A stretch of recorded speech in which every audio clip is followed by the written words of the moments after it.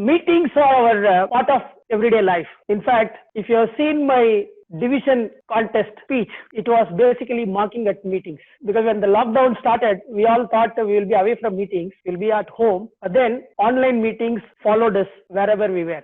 Now people from various parts of the world are attending meetings conducted in other places. We have our Toastmaster Baburaj present amongst us, distinguished Toastmaster champion speaker. Just few years back, he was living in Kuwait, and we used to have regular conversations between us. But sometimes I get a new idea and I immediately call him, but call will not be attended. He had a patented text message for me. I'm in a meeting, we'll call you back. Irrespective of what time of the day you call him, he will be in a meeting. All of us in our day-to-day life do attend many meetings. Now, my workshop is about how to conduct a productive meeting, because whether you like it or not, there are several meetings held and several meetings we are all invited to attend. In fact, as a Toastmaster, if I am today giving you a workshop, I also attended at least 40 meetings to give 40 of my prepared speeches. Also, another 3 to 4 or 5 meetings where I presented from Better Club Series and Better Successful Club Series. I presented certain manuals I presented there. So meetings are inevitable in our life. Now, I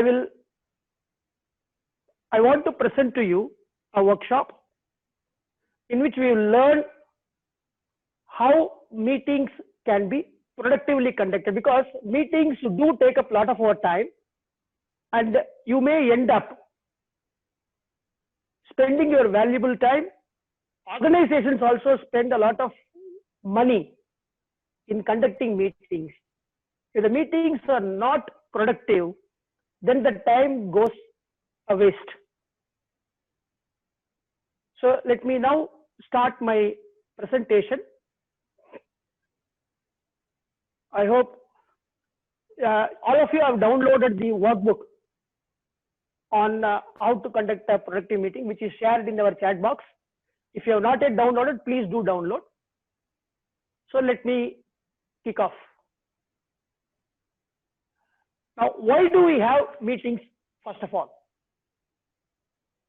meetings help in eliminating confusion and uncertainty.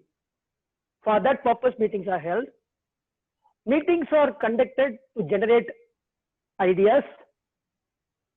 Meetings are conducted to stimulate action.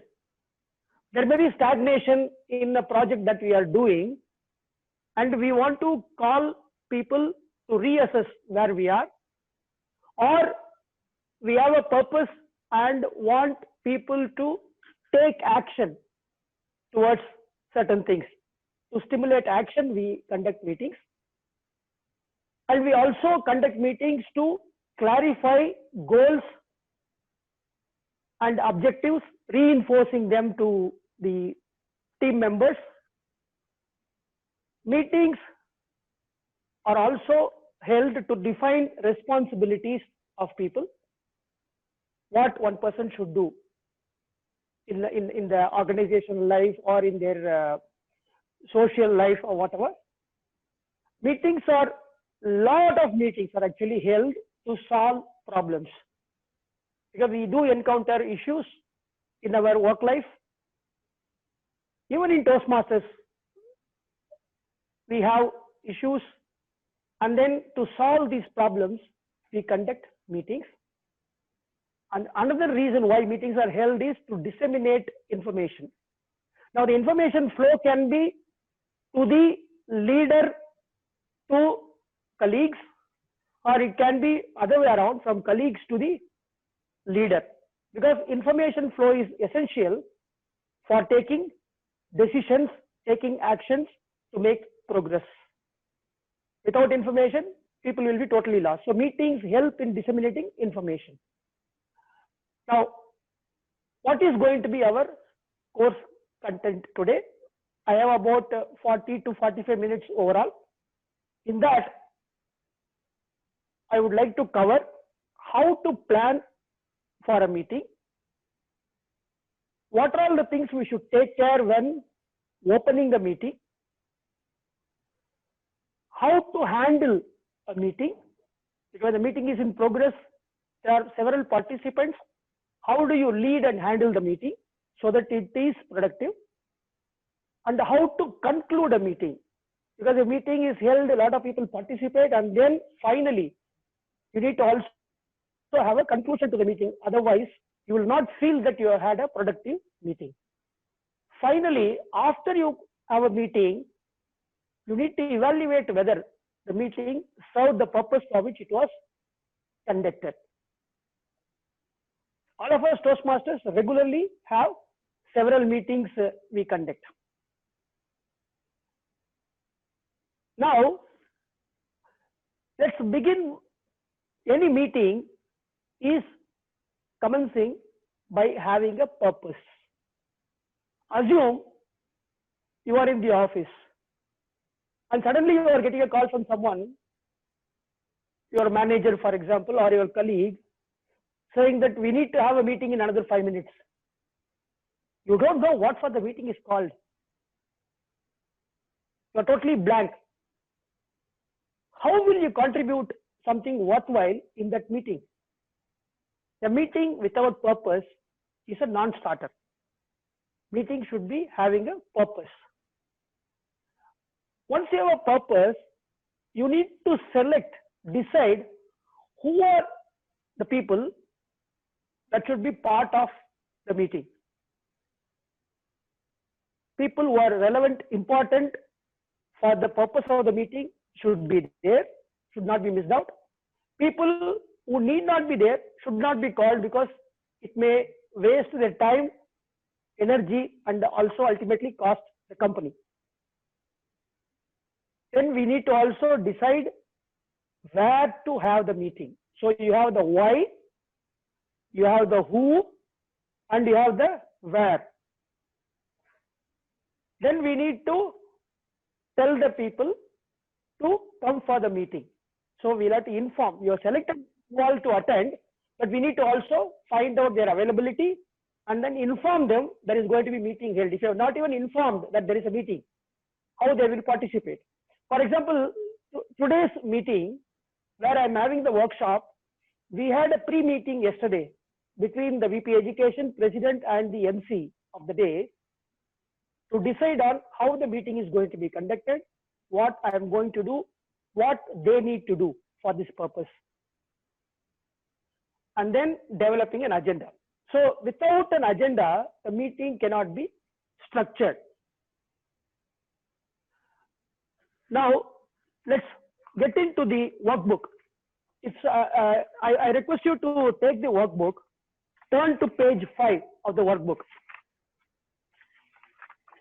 If you go to page 5 of the workbook, let me also open it here.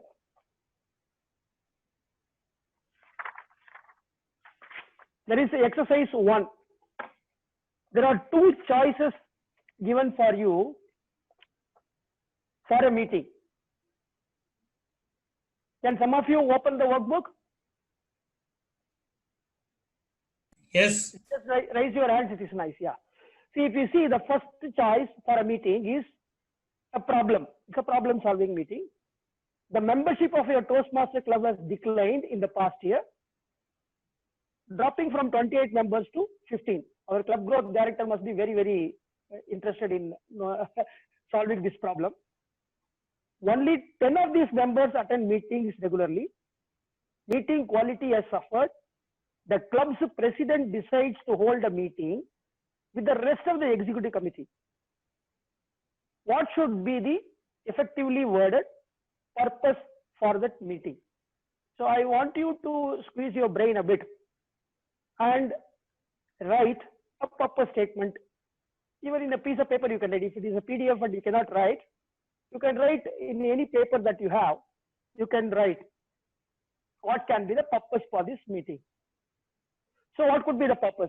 If I were the president of the club, and I am calling this meeting, what I would write? We want to have quality meetings attended by a large number of people in our club. How do we reach to that goal?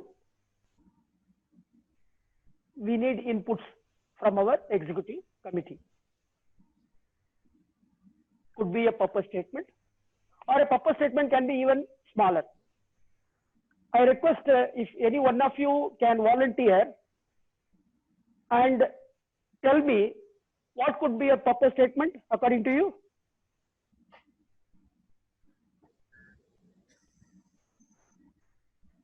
Anyone volunteer, please?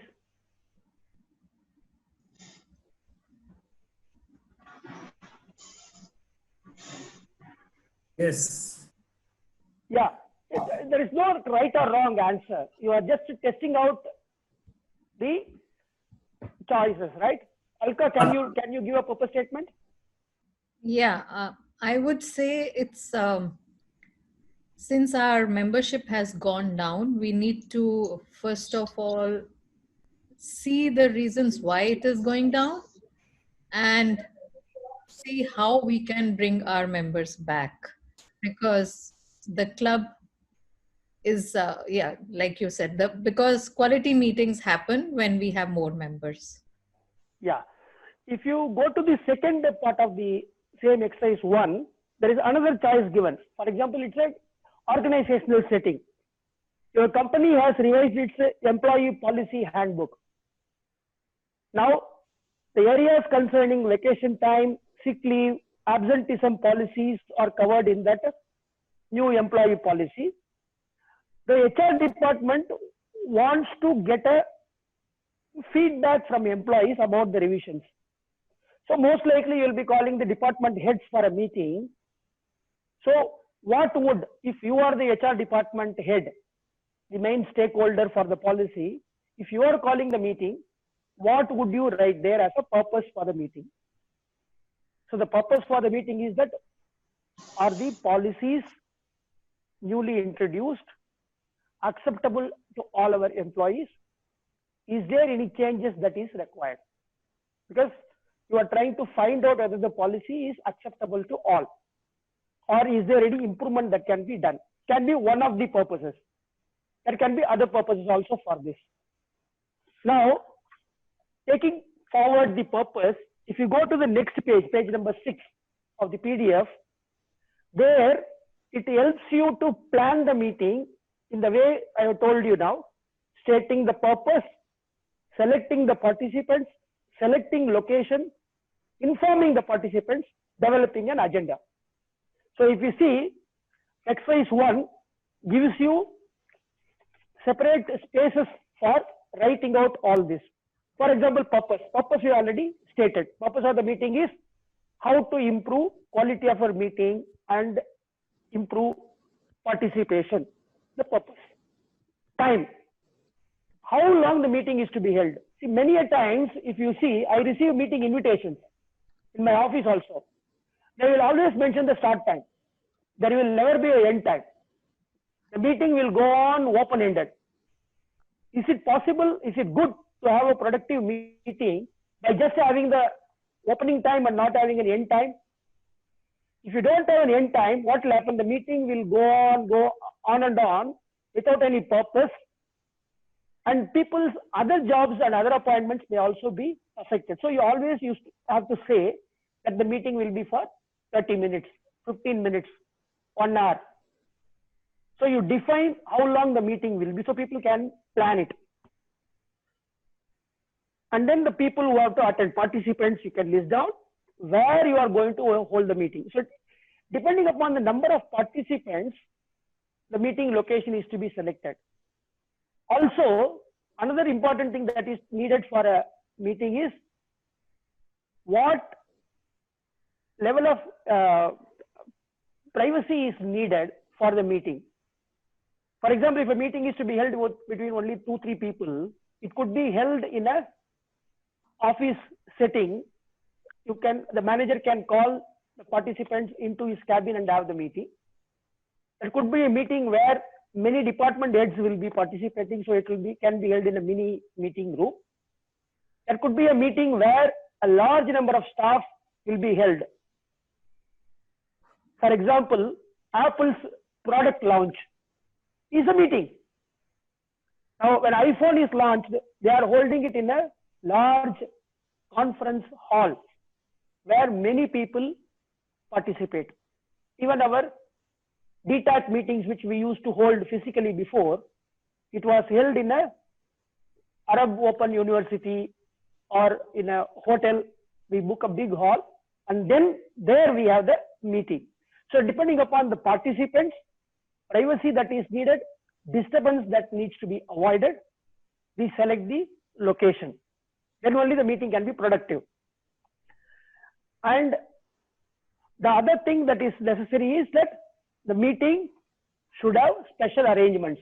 Supposing if you are going to have a 4-hour meeting and all are going to participate, if you don't have any breaks, you need to provide for refreshments for people to get up and have a refreshment so that they can regroup again. They can discuss offline of whatever was discussed earlier and then come back with the new ideas.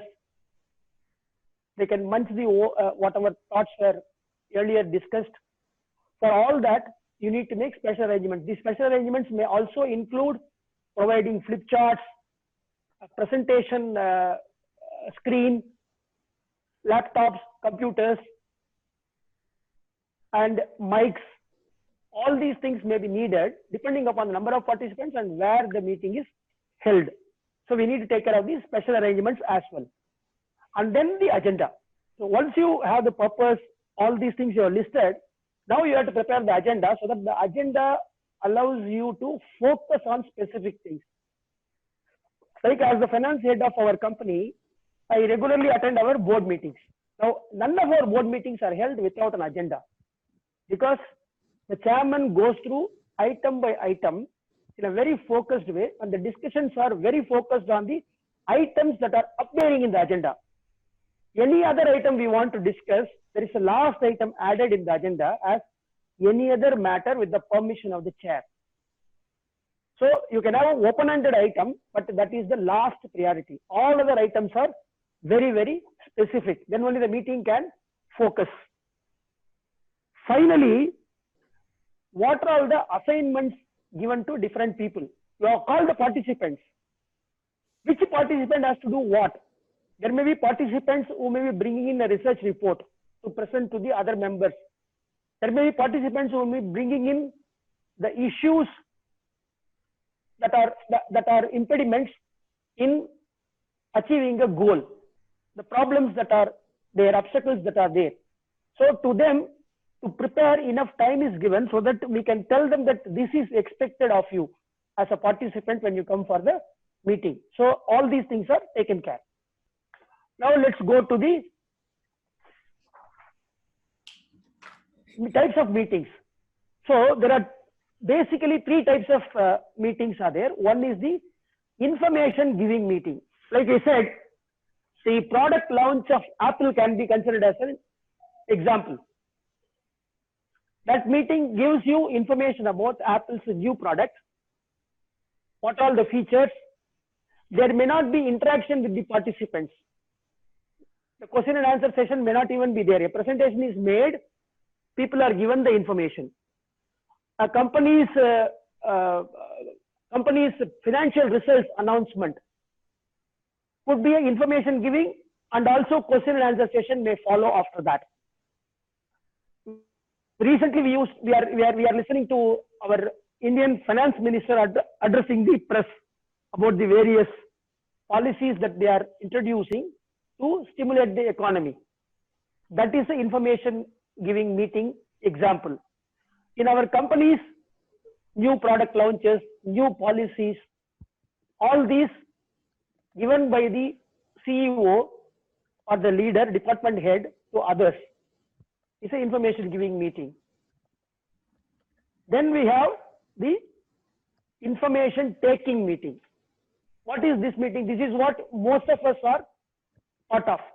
As CGD, Alka will be knowing that whenever they have the district council meetings, Christy as a finance manager will be presenting the financials of the district. CGD Alka will be presenting about the club growth that is taking place, new members that are added, how much of fees was collected, all those information as Alka will be giving. The PQD, Program Quality Director, will be giving a presentation about what is happening in terms of the distinguished distinguished club goals achievement and how many people are achieving the education levels. This kind of information is given. Now, the information taking meeting is not always many to one. It is also many to many. As a CGD, Alka will be presenting. All the other district council members also will be getting to know of the information, not just the district director. So, information taking meetings are like that. Then the biggest of them all, which we regularly attend, is the problem solving meeting. For example, I can say that this is a problem solving meeting. The problem is I must complete my distinguished Toastmasters journey before 30th June. So this meeting is a problem solving meeting. I present this workshop and I complete one achievement. Now, problem solving meetings are the ones which we regularly hold. So how do you hold a problem solving meeting? What are all the necessary ingredients for a problem solving meeting? First of all, we should know what is the problem we are trying to solve. The meeting cannot be productive if you don't even identify what is the problem we are trying to solve. Now, the problem can be raised by any person who is a stakeholder in an organization or in a setup. Like we saw the first exercise, the problem of, let's say, just for example, say Gujarat Toastmasters Club could be that our membership is below 20 and we want to get it back to a much higher level. So the problem is that we have the membership has fallen and the attendance has fallen. We want to increase both. How to go about it? So we have identified the problem. Then analyzing the problem. To analyze the problem is what we want the stakeholders' participation. So if there is a executive committee, there is a VP PR who is there, there is a VP membership is there, there is a treasurer there is a VP education.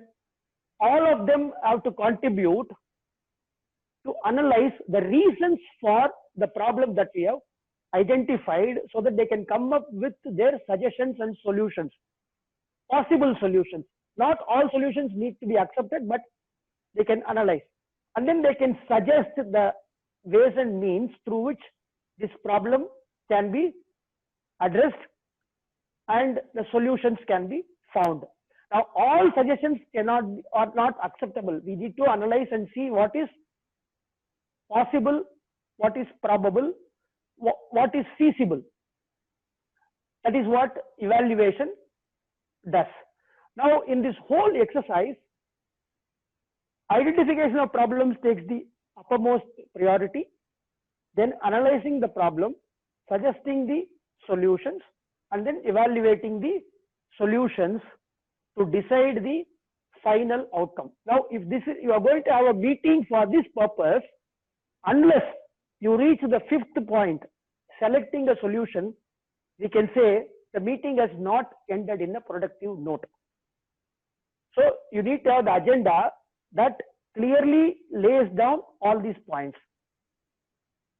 Now, when you are calling the participants, you need to be very careful and ensure that the date, time, and place is clearly notified to the participants. I am called for a meeting, I don't know when it is. I am called for a meeting, I don't know the time. These specifics have to be very clearly mentioned so that people are able to identify. For example, when we are sending our board meeting notices, we ensure that the date, time, place are highlighted in bold letters so people can easily see and mark in their calendar. These days, we can send it as a calendar invite so that people can add it to the calendar. In our Toastmaster meetings, this is something which is not happening actually.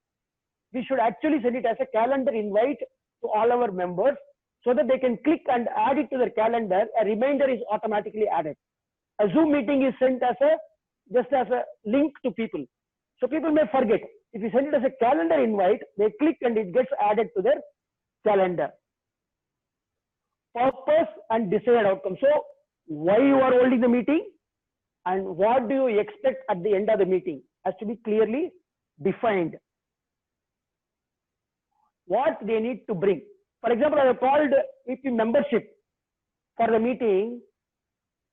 I want him to bring with him to the meeting what was the membership a year before, what is the membership now, how many members dropped out, have we contacted the members who have dropped out to find out the reason so that we don't repeat any mistakes that we are doing in the future, and does he have any potential list of new membership inquiries. These are the information I would expect the VP membership to bring to the meeting so that we will be able to focus on what are the things we have to look at. What is expected? One is what we need to bring to the meeting and what is expected from each one of those people in terms of suggestions also, not just a presentation, but also suggestions. And the meeting length, the timing of the meeting, how long we are going to have the meeting. Special arrangements, I already explained that any specifics are needed, like a flip chart is needed. The meeting length is very big, so we need to arrange for a lunch or a dinner or a breakfast or refreshments in the middle, mics, writing pads, pens, all those arrangements have to be taken care. But meetings have to be focused, otherwise it will unnecessarily cost money. Now, what do productive meetings have as ingredients? Productive meetings, to be productive, need to have a very friendly atmosphere. In a hostile environment, people are not going to easily come out with suggestions and open up. If I keep thinking that if I tell something, the other department head will be upset, I will not come out with my suggestion. So I need to create a friendly atmosphere, and I need to know as the meeting organizer who are the people attending the meeting, and if someone who is not a regular is attending the meeting, I need to make them comfortable, make them understand the purpose, and make them gel with the other participants. For example, Priscilla is a guest for our meeting. If initially President addressed her and invited her, welcomed her to the meeting, and through that introduced her to all of us. So now she will feel comfortable attending this meeting. Same way with Bob Raj, who is attending our meeting. So we need to make each guest, each attendee comfortable in the meeting so that they are able to open up and feel at home in the meeting. We have to start the meeting on time. A meeting that is delayed unnecessarily eats into the productivity of the meeting. For example, if you only have 1 hour for the meeting, and after that another meeting is going to be held or some other pressing work is there, and the agenda demands that 1 hour is needed for the meeting, but we go ahead and delay the meeting by 15 minutes. What will happen? You'll have to cramp things into that 45 minutes. We may not be able to allow everyone to participate. We may not get vital inputs that is needed. And ultimately, we may end up with not finding a solution for which the purpose for which the meeting was conducted. So let's assume the Toastmasters meeting itself, we are looking at how to improve the meeting quality and improve the number of members. And the meeting needed 1 hour time for each one of us to present things. And then we only have half an hour. So when say VP membership, I will talk to you over phone. Then he goes away. What is the use? So we will have to start on time so that the entire time is utilized for the purpose of the meeting. And then updating people. There could be developments that has happened between the meeting when you call the meeting and then at the time of the meeting what is happening, or this may be a continuation of meeting which we held before. For example, you are all working on a project. So we keep DTAC 2020, for example. Now, they would have held many meetings to finally have the DTAC 2020 conducted online. So, whenever they hold a new meeting, probably some tasks should have been given in the previous meeting. We need to take stock of what happened. We need to inform other participants what happened. And there may be participants who could not attend the previous meeting. They may want to know what happened. So, to bring everyone up to date is very important to have a productive meeting, so that when whatever we discuss today, people will be updated. And then if you are the person who is conducting the meeting, you need to have an attention grabbing beginning. If you start sleepily, the meeting is not going to be kept on track. People are not going to enjoy it. So you need to create an environment in the beginning itself, a cheerful note that we are going to achieve something at the end of this meeting. That belongingness, that feeling should be there. And we'll have to add humor into the meeting. I'll give you an example. We had a very serious meeting in our company about our customer service. So our CEO was seeking suggestions from us how to improve customer service like that. And he asked me, what do you think about customer service in the company? I told him, sir, I feel that no customer calls us the second time. He became very happy. Oh, are we so good? No, sir, we frustrate them first time so much that they never call back. Now, my point is also put across, and it was also put across in a humorous way. They will remember it forever that we need to improve our customer service, and our customers are frustrated. But don't try it with your CEO if he is not very friendly with you. Now, productive meetings also introduce the situation and problem ab initio. In the beginning itself, state the purpose and make them focus.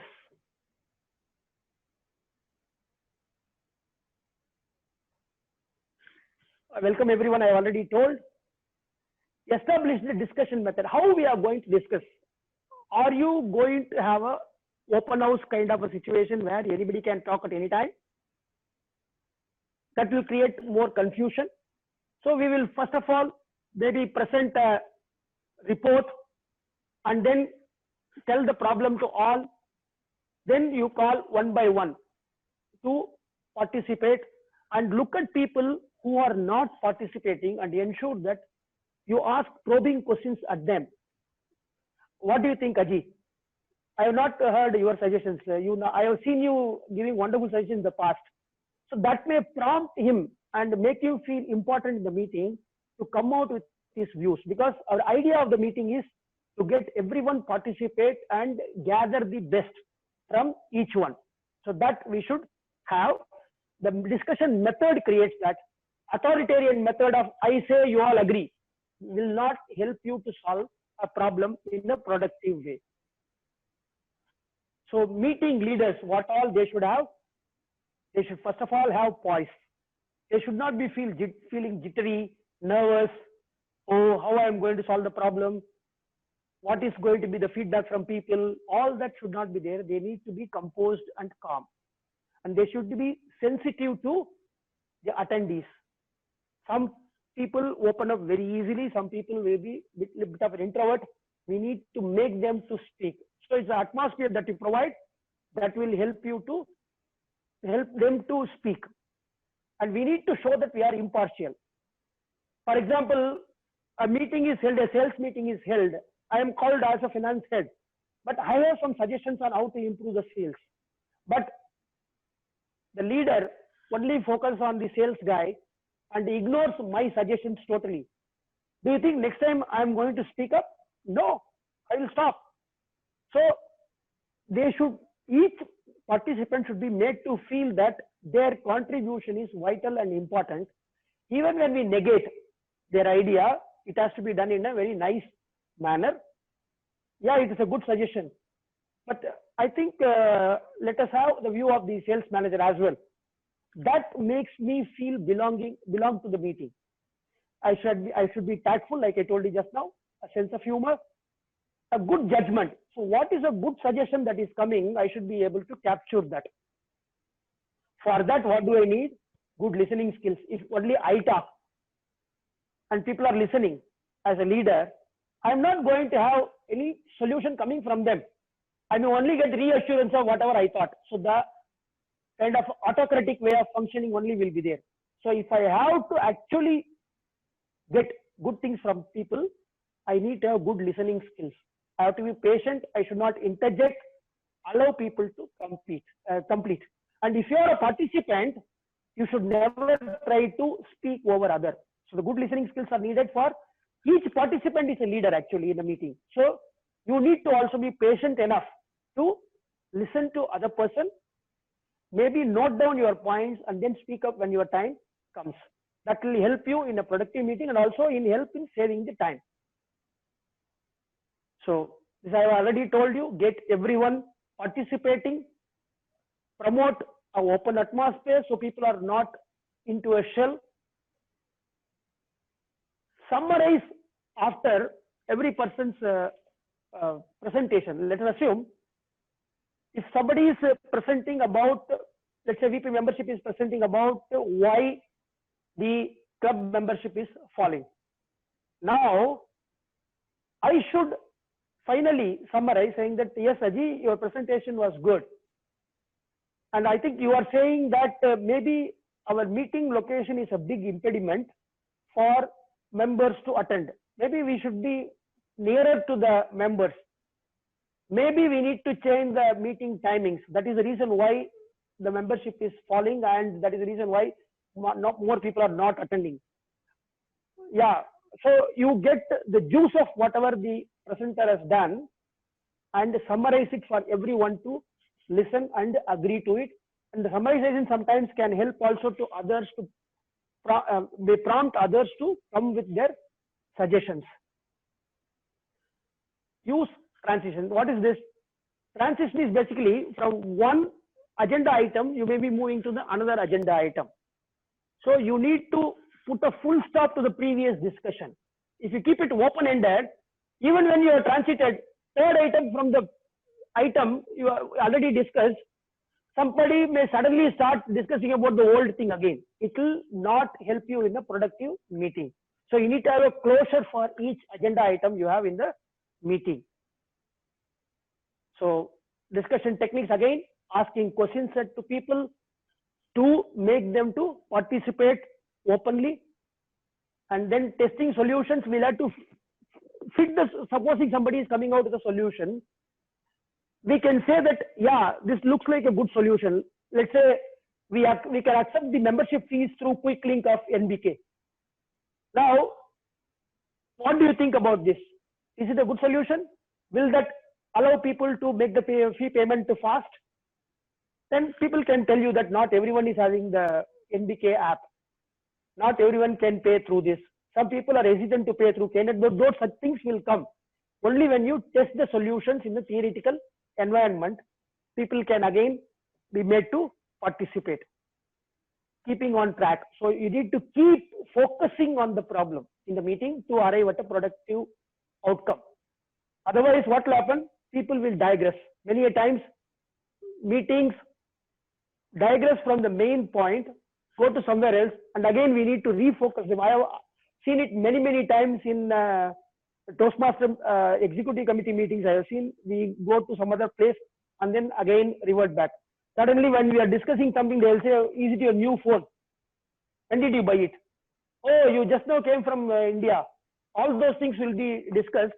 It will remove the focus from the meeting. So we need to, as a leader, ensure that we are on track.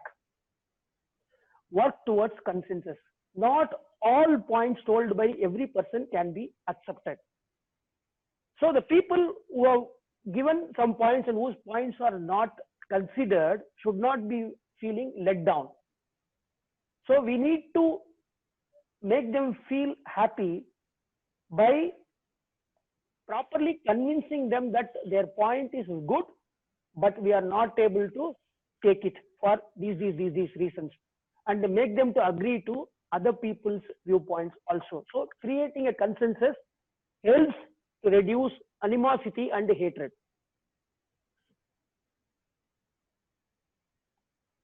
Finally, the meeting should conclude with what are all the action points to be done. Most of the time what happens is that you have a meeting, people note down these are all the things we have to do, and then go back, put the notepad in their drawer, forget about it. Only when the next meeting is called to take stock, they will remember. That should not be the case. So when we, as a wrap up, we have to indicate the time, briefly review the problem at the end of the meeting, and summarize the progress that we have made. Emphasize what are all the agreements you have reached in the meeting. Inform everyone what will be the next course of action. Also tell them that the minutes of the meeting will be circulated, who takes the responsibility for what, and that helps you to have a productive meeting. Now in the workbook that I have circulated, there is a exercise number 2. Now that clearly tells you how to conduct a meeting. So what I suggest is that each of you individually create a group of 4 or 5 people and have a imaginary meeting to solve any of the problems that are listed in the exercise 2, and then go back to your club and in the next meeting seek time to present the results of that meeting, so that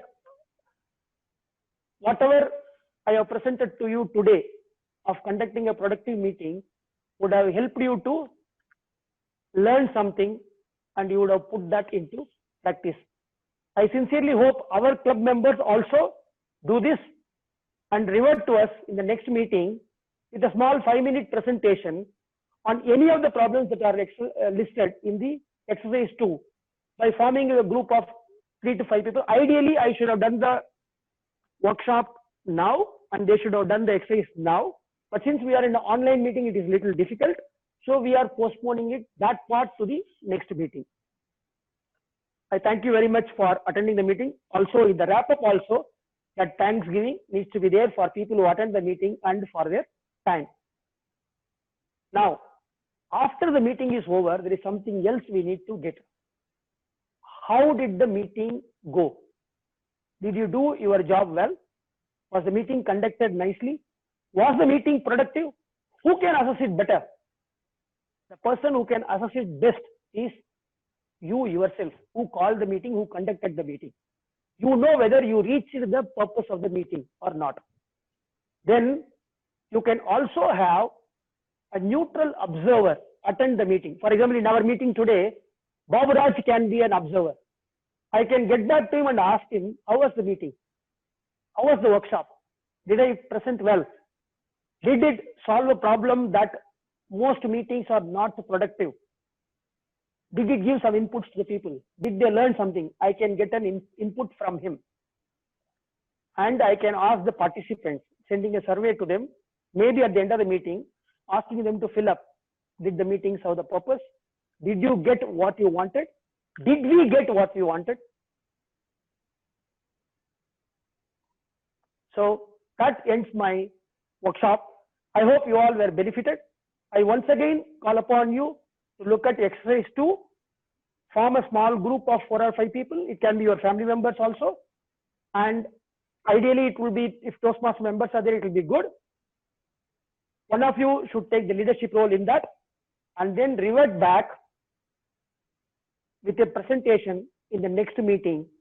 Time permits with the, you can fix up the time with the VP Education and make a presentation. I'm eager to see whether you could conduct a productive meeting taking up a hypothetical problem. Thank you very much. Thank you all for your wonderful support and patiently listening to me for such a long time.